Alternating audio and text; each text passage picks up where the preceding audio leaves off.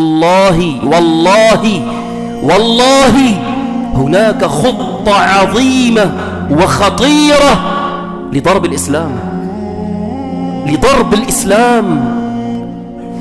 وسأتلو عليكم الآن ما قاله وزير الخارجية الأمريكية ريكس تيلرسون. ماذا يقول؟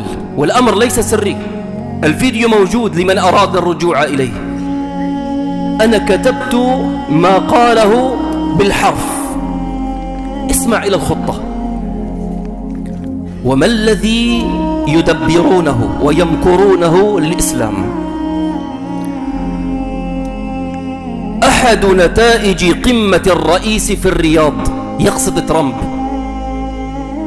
أحد نتائج قمة الرئيس بالرياض كانت إنشاء